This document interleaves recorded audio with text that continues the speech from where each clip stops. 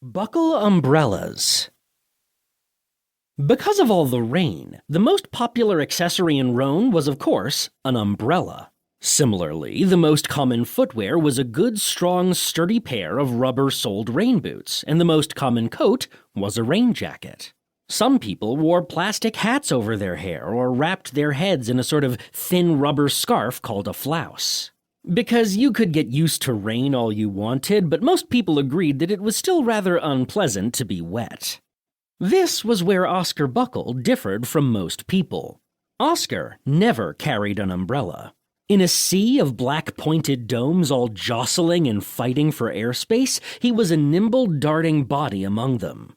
His favorite shoes were a beat-up pair of sneakers with a hole in each big toe. His favorite jacket was no jacket. And he certainly didn't wear a plastic hat or a flouse to protect his reddish-brown hair and white freckled face. He thought those were ridiculous. It was more than a bit ironic, then, that Oscar's father was an umbrella maker. Buckle umbrellas were known citywide for being strong, reliable, and long-lasting. They were made of the highest quality materials, assembled by hand by Bilius Buckle, Oscar's father, and sold for anywhere from 40 to 100 skiffs apiece.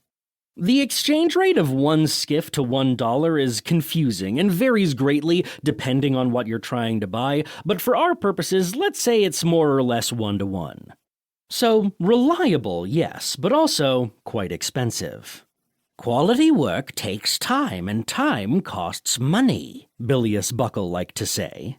He usually said this when someone stopped by the Buckle Umbrellas shop, took one look at a price tag, and left without buying anything.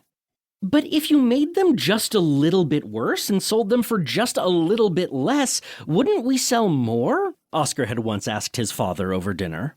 Bilius had choked on a bite of soup, turned red in the face, and proceeded to lecture his son for the next hour about integrity and value and my very reputation as a craftsperson.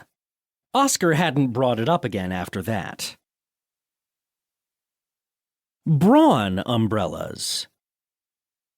But what could a person do if they weren't able to spend a sizable chunk of their paycheck on a Buckle umbrella? Well, in Rhone, on every single street corner, at the intersection of every road, outside of every important building, whether north or south of the wall, you could find a person manning a little wheeled cart, and you could go up to this person and buy an umbrella for 2 skiffs. The city of Rhone is shaped a little bit like a stocking, and this stocking is divided into 2 parts by the wall, which is 20 feet high and slices the city in half from east to west, just underneath the heel. Everything south of the wall is called the toe.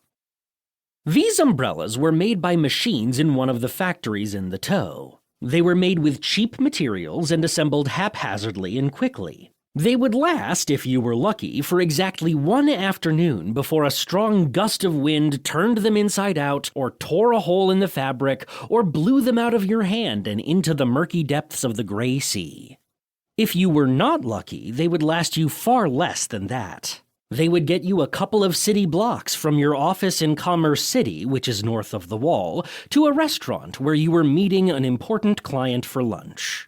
The wastebaskets of Rhone were absolutely filled with these cheap umbrellas, stuffed with them.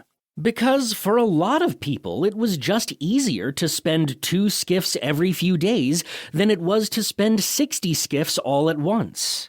This was especially true in the alley, where folks often lived paycheck to paycheck and found it harder to save up for an expensive purchase.